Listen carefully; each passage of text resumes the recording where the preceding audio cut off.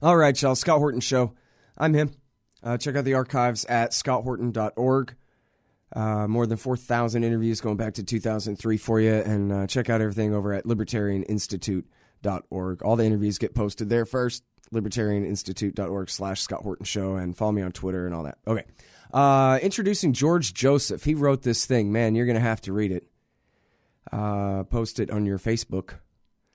Cell phone spy tools have flooded local police departments. That's at citylab.com, which is apparently a project of the Atlantic magazine, which I think is a project of the Washington Post, right? Anyway, welcome to the show. How are you doing, George? Hey, good to be here. Thank you very much for joining us. This is a hell of a piece you got here. Very interesting stuff, and I think everybody's probably heard of a stingray by now, but you got a lot deeper dive than that. And including, as you say here in the headline, in the subline, I guess, you've really got a tally on how much is being spent in different cities and all different examples from around the country and this kind of stuff, too. So really good work here. Appreciate you joining us. First of all, I guess, can you tell us specifically the I guess it's just really like a handful of different technologies that are really at issue in this article. Could you go through those for us? Sure. So the impetus of the story was last year The Intercept published a sort of catalog of various cell phone surveillance devices that an intelligence community source was afraid were sort of seeping down from the national security world into local domestic law enforcement circles. So we followed up on that by sending public records requests to the top 50 largest police departments across the country, not really knowing what cell phone surveillance devices they had. I mean, we had an idea that, they'd have stingrays, as you mentioned, but we didn't really know what we were going to find. And after going through months and months of doing records requests and compiling the documents and tracking the money, we found that police nationwide have spent millions of dollars, over $4.7 million, on primarily two types of devices: cell phone interception devices, which include stingrays but go beyond them. These are devices that kind of can be deployed in certain areas and suck up information on your call logs, your text logs, where your phone is, how long you're making calls, within a certain radius, generally about 200 meters.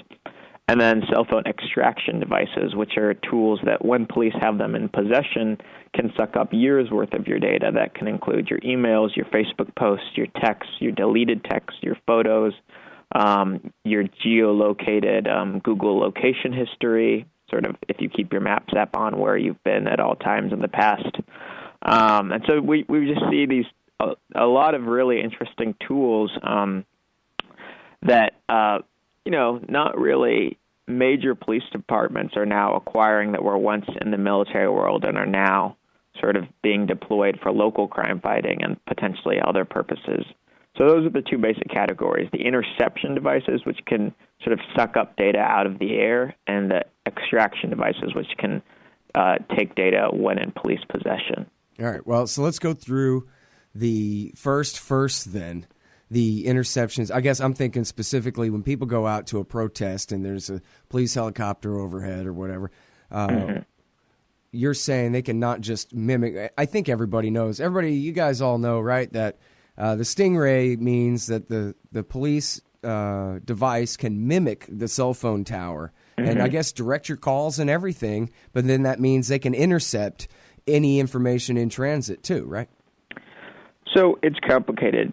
These tools are generally called cellsite simulators, although stingrays sort of become the colloquial term for them because that's a specific brand of a device from Harris Corporation. That's the most common device. And most of these tools, at least from the records we've found in police departments, are generally the type of devices that, as you said, connect to a phone, mimicking a cell phone tower, and then collect various types of metadata, such as your call logs, your text logs. And that stuff in itself is very powerful because it can allow police to quickly build up data to show who our networks are, the kind of people we're talking to, and sort of timeline histories of when and where we're talking to individuals. So that in itself, when collected in bulk, is very powerful. And that was sort of one of the major concerns about the NSA collection of data that Snowden revealed a few years ago. But beyond those types of tools, there's another type of cell site simulator which we discovered the Baltimore County Police have called a Dirtbox. And this is the type of tool that the military loves and the NSA loves, and it can be put on a helicopter or a plane and track 10,000 phones at once. So already much more powerful than your traditional Stingray or cell site simulator. Mm-hmm. But also it can capture content. So we're not sure how local police have configured their Dirtboxes when they have them, but these tools are actually advertised as being able to capture the content of your text, the context of the content of your calls. And we know that Chicago police and LA police also have these tools, but there's been very little investigation or at least revelations as to how police are using these tools. So this is sort of a new era we're embarking on where police can actually capture potentially the content of our calls, but it's pretty murky about how they use it, what practices regulate their use of it, and any audits that may be done to ensure that these practices are in keeping with constitutional safeguards. Mm-hmm. Well, a lot of times, I guess there are guidelines and what have you, but the Fourth Amendment really only prevents them from using illegally obtained evidence against you. It doesn't say they can't illegally obtain evidence against you all the time. They can collect all kinds of data without a warrant, just as long as they don't prosecute you with it. And then even then, they got parallel construction. Right. I was about to bring up parallel construction. Well, go ahead and explain that for people who aren't familiar. Well, sure. So if I'm an officer and I'm having trouble pinning down, a suspect of some sort, and I can't really get a maybe perfectly licit way of information about someone's suspected criminal activity, if I use this tool to figure out, what someone's saying, then I can then sort of figure out what I actually wanted to figure out and then use various means such as,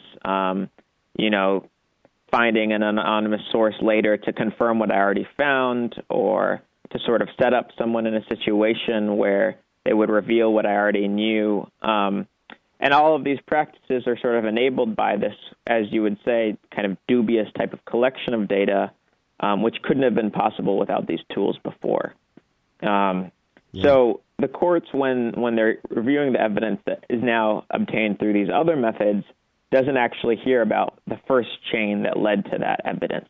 And so that gives police a far greater advantage in terms of the sort of defendant law enforcement balance than they would have had previously. Mm-hmm. All right. Well, so I like Stingrays and Dirtboxes. I can tell why the cops like all these names. They're catchy names, and they're good for us people who care about being free, too. Easy for us to remember, and they sound like they're up to no good just on the face of it, too, I think is good. But are there any more on the interception end? Are there any more brand names that the audience can learn today? We can keep our ears open. I think, this article certainly is the first place I had heard of these Dirtboxes, as you call them. Mm-hmm. Anything else there? There probably are some, but the two main companies that we got documents on are from DRT, which is the creator of Dirtboxes, Digital Receiver Technologies, which is based in Maryland, and Harris Corporation's Stingrays, which is based in Melbourne, Florida. So those are the two main companies to keep an eye on. We didn't see any other police departments which have cell site simulators from other companies, although it's possible given that many of the departments redacted their documents they gave to us. So Now, so they had the whole, I don't know if it was a big fake fight or some kind of fight, with Apple about hacking the phone of the San Bernardino shooter, and then they said, well, screw you, we got the Israelis to help us crack the phone anyway. That was, I think, the most high-profile news story of cops breaking into a cell phone without the assistance of the person telling them the passcode, this kind of thing. And I guess the protocol is if you try to brute force it, it'll erase itself kind of thing, right? So they couldn't just keep trying and trying and trying right. forever. This is the extraction technology. As you said, the Dirtbox can apparently do some extraction, but when they get it back to the office, and by the way, this is being recorded in the beginning of 2017, so in just a few years, every little sheriff's department will have these, but right. But this is a thing where they just plug it in the lightning cable jammer and they can just download and crack your iPhone, no problem? Yeah, I mean, there's certain, I think past the iPhone 6, most of these Cellbrite tools, and this is from a Israeli forensic company called Cellbrite, aren't able to crack into phones, but for the vast majority of smartphones and just regular phones, these tools can crack them open and suck up their data. And what's interesting about this development is that in the past, let's say, even if you did have a warrant as a law enforcement office to go search someone's office, you could go to their file cabinet, you could go look at their files, find some important information about it, but it would be clearly delineated. It's like whatever is in that safety lock box or whatever is in that file cabinet, that's what you're going after.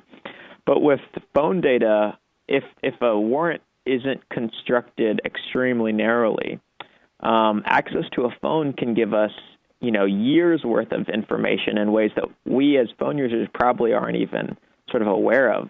Not only do they give us, do they give whoever has these tools massive information on our networks through the collection of our metadata, they also give years worth of our communications patterns, our photos, our past locations, pretty much everything about us in a way that's historically unprecedented. You couldn't have gathered so much information on someone in the 80s without, a massive personnel operation devoted to it. But now we're doing all that collection of data ourselves on our phones, and then once that's turned over to departments, again, depending on the,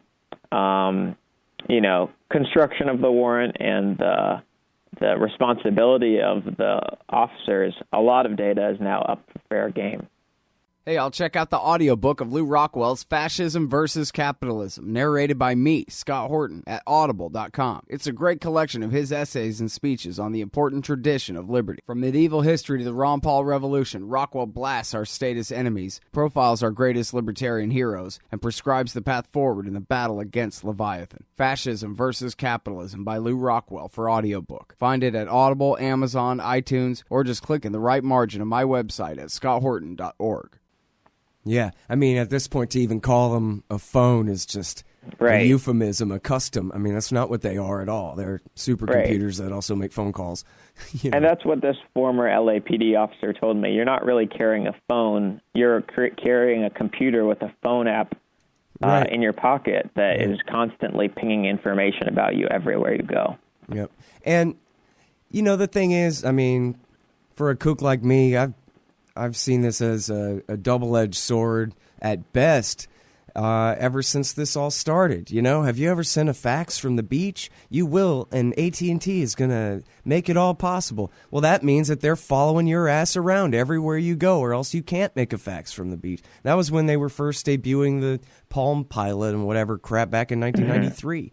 That, you can go to the beach, but you have to work at the beach now? But at least maybe you can go to the beach while you're at work, so okay. But you can't go to the beach ever again without it being on your permanent record that you were there at the beach that day. If it's someone else decides it's their business. Whereas like you're saying in the 1980s, life just wasn't like that. You could go to 7-Eleven, get a Slurpee, come home, and there was no permanent record of that unless there was some reason for it to be, And but now it's just taken... We all take it for granted that we're surveilled all day long. I find myself rationalizing it. Well, I guess if I'm ever falsely accused of a crime, I'll have an ironclad alibi because my technology is ratting on me all day long for everything I do. Right. But the interesting part about that is that when we collect so much data, when so much is available to sift through, it's very easy to select certain data points that fit with a narrative that we want to show. So, for example, in New York, the local police have been doing a lot of gang policing. But what gang policing actually means is very unclear. It's not always going after people who are part of criminal enterprises, engaging in commercial activity. It's often just young kids whose social media posts are collected, showing them flashing quote-unquote gang signs, and used to then implicate them in criminal conspiracies when they're connected to one or two individuals who have committed some sort of violent offense. So when you have enough data about people, you can parse what you want and then create a narrative around it. And that is worrying because, we're not necessarily in control of how the data points are selected. Right. Well, and you said it too, and it's funny because it always goes without saying that this is the legitimate use of the term conspiracy. When a prosecutor wants to put an innocent person in prison for something somebody else did, they call it a conspiracy. But in the rest of the world, a conspiracy theorist is somebody like, I don't know, a district attorney who makes up a bunch of data points and weaves together a story to implicate people in things that they actually didn't do. But they're the only ones who ever get away with it. But that's exactly what you're talking about, is basically cops as truthers going, oh, well, now I'm a MS-13 truther. So let me go through all the Mexicans that live on the southeast side of town and see which ones of them have each other's phone numbers. And now we do like link analysis, like we're right. Petraeus and Flynn in Afghanistan, pretending to figure out who's the Taliban insurgency and who's not, and which they did nothing but target innocent people all day, by the way. And that's all they're doing. They're basically a bunch of conspiracy kooks with fancy computers and tax dollars to make it seem all like, slick and fancy, like some primetime TV show to give it this legitimacy. But basically all they're making up stories about people. They're making up, like you said, they can kind of cherry pick it and make some innocent kid look like he's part of, some big RICO thing because his cousin knows a guy who had some cocaine in his pocket. Right. And the use of these RICO laws, which were once, used to prosecute the mobs, are now being trained on 13, 14-year-olds growing up in the projects in New York. So there's clearly a pretty broad overreach there in terms of their power. Yeah, it really is incredible. And you can see how, on the face of it, it seems very scientific and therefore rational, but it's just garbage in, garbage out. Bunch of idiot assumptions by a bunch of idiot meathead cops with fancy tools is still nothing but bad police work, going out fishing after people. There's a book called 3 Felonies a Day that says everybody, you can't even get out of bed without committing a felony because of, your sheets violate some regulation or God knows what, Well, part of this is that it's not just local officers taking their initiative. It's, district attorneys building up big cases over years and years and sort of wanting to target certain populations, let's say. And then the officers do, whatever is necessary within those parameters to find what the prosecutors want. That's at least from what I've seen has happened in New York often. Yeah. And now, so what about the link analysis and all the data mining and all of that? Mm-hmm. Did you study up on that much here? Yeah, so in the article we show that both in terms of the intercepted data, like with stuff like stingrays, and in terms of the extracted data from stuff like cellsite forensic tools, officers and departments are able to collect a large amount of data, which it's very murky as to what happens to that data. But we found some tools such as PenLink, which is a company out of Nebraska that police have. It sells both software and servers to departments, and it allows them to easily collect, for example, information from stingrays, which will then allow you to sort of keep a historical data set on all calls made in a certain area, for example, and allow you to visualize the networks with just a few strokes of a mouse that, would have taken weeks in the past to do with sort of by hand network analysis. Mm-hmm. We see a similar thing with extracted phone data where, you can just download data from my phone, see all my call logs, and then quickly pretty much make a fairly accurate picture of who I've been in contact with over the last few months, and then sort of size nodes based on various centrality measures and kind of decide, who the suspects are. But what if the person, that node I'm talking to is a pizza guy or, my mom, does that make them part of a criminal conspiracy? Well, yeah, let me ask you that kind of devil's advocate sort of thing here, if I can, because my assumption is that this is idiocy, right? That they're basically, like I said, mechanized conspiracy kookery on the part of the cops here. But on the other hand, take my cell phone list. I got journalists and weirdos and God knows who all over the world. I got Dan Ellsberg in there and who knows who. But I also have completely normal people from my regular life who don't even have an interest in politics or who knows what. And then they have people in their cell phones that, I don't know, but all over the country, family, friends, whatever. Maybe the software engineers and the algorithm writers are smart enough to tell the difference between me and my kind of anomalous cell phone list and the local pizza place.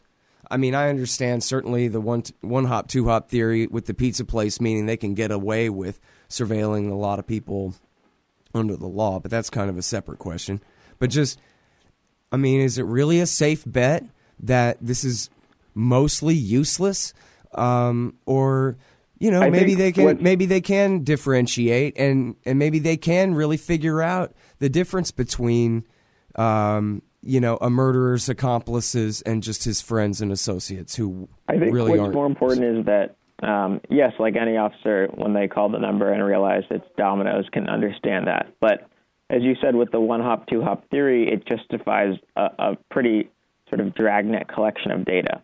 And so when you have that, you can collect, let's say, a lot of phone activity in a certain neighborhood, let's say a pretty over-policed neighborhood. And then with the one hop, two hop theory, you're able to justify the retention of that data.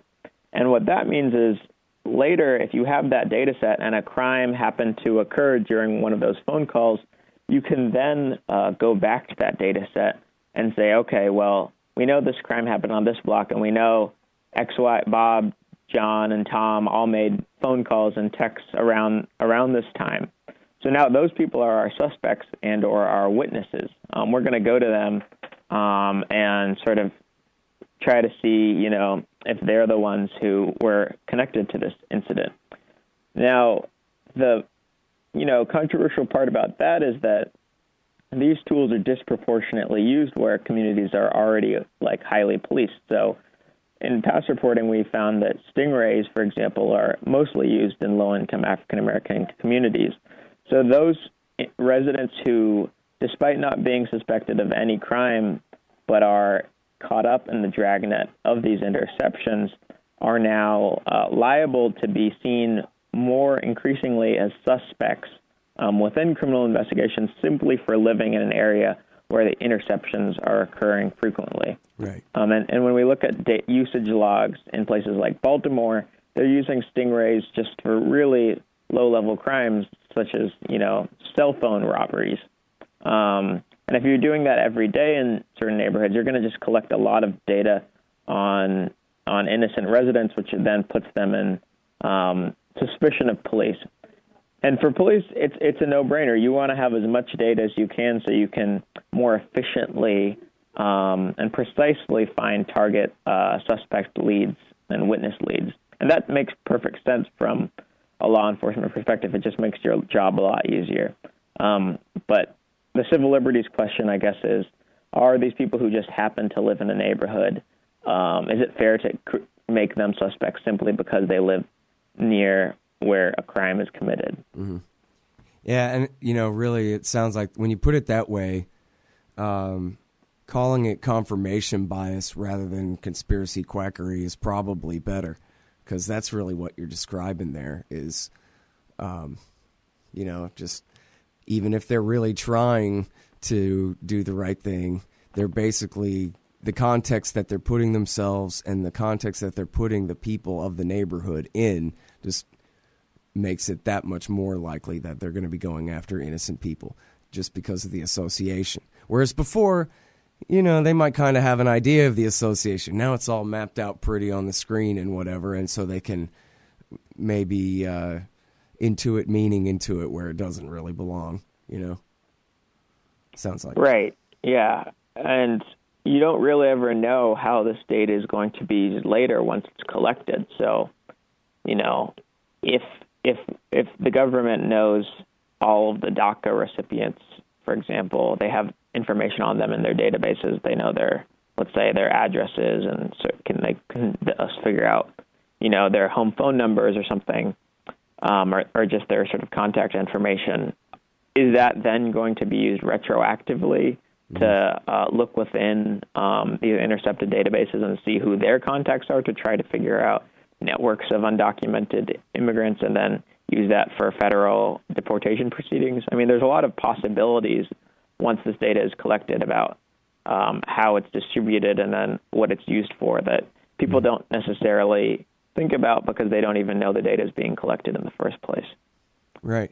Yeah, I mean, ultimately, I think what we're sort of getting at here is the growing capability of total enforcement, where all the data is integrated. If everybody's guilty of 3 felonies a day, and every police agency is networked together, and their ability to spy on what we're all doing is basically unlimited, and they have our location data, which means, again, little dots on their computer screen showing whoever was around who, which they can interpret to mean however they like. And like you said, going back in time. Well, now that this guy's been accused of a crime, let's go back and see who he's been near for the last 5 years and see how bad we want to go on fishing expeditions against them. This kind of thing. It can turn into East Germany really, really quick here. In fact, there are a couple million people in prison right now. Might argue we already are.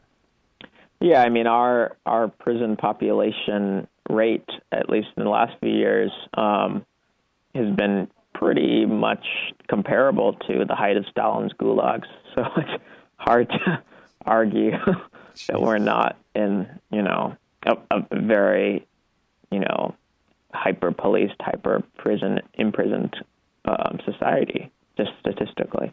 Yeah. Man, well, it's really great work that you've done here. I hope everyone will check it out. It's cell phone surveillance gear, floods U.S. cities, millions of dollars, almost $5 million, and that can buy a lot of equipment here. Hey, all, Scott here. On average, how much do you think these interviews are worth to you? Of course, I've never charged for my archives in a dozen years of doing this, and I'm not about to start. But at patreon.com/Scott Horton Show, you can name your own price to help support and make sure there's still new interviews to give away. So what do you think? 2 bits? $1.50? There are usually about 80 interviews per month, I guess, so take that into account. You can also cap the amount you'd be willing to spend in case things get out of hand around here. That's patreon.com/Scott Horton Show. And thanks, y'all. George Joseph, editorial fellow at City Lab. And, good, a Texan.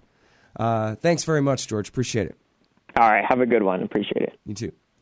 That's the Scott Horton Show. Y'all check out the archives at scotthorton.org and at libertarianinstitute.org/Scott Horton Show. And follow me on Twitter at Scott Horton Show. Thanks. Hey, all, Scott Horton here. It's always safe to say that one should keep at least some of your savings in precious metals as a hedge against inflation.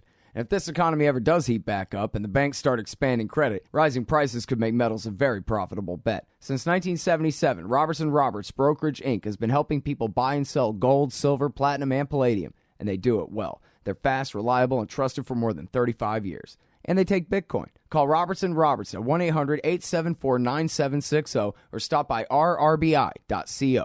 Hey, Al, Scott here. If you've got a band, a business, a cause, or campaign, and you need stickers to help promote, check out thebumpersticker.com at thebumpersticker.com. They digitally print with solvent ink, so you get the photo quality results of digital with the strength and durability of old-style screen printing. I'm sure glad I sold thebumpersticker.com to Rick back when. He's made a hell of a great company out of it, and there are thousands of satisfied customers who agree with me, too. Let thebumpersticker.com help you get the word out. That's thebumpersticker.com at thebumpersticker.com. Hey, all, Scott here. Ever wanted to help support the show and own silver at the same time? Well, a friend of mine, libertarian activist Arlo Pignatti, has invented the alternative currency with the most promise of them all. QR Silver Commodity Discs. The first ever QR code 1-ounce silver pieces. Just scan the back of one with your phone and get the instant spot price. They're perfect for saving or spending at the market. And anyone who donates $100 or more to the Scott Horton Show at scotthorton.org/donate gets one. That's scotthorton.org/donate. And if you'd like to learn and order more, send them a message at commoditydiscs.com or check them out on Facebook at /commoditydiscs. And thanks.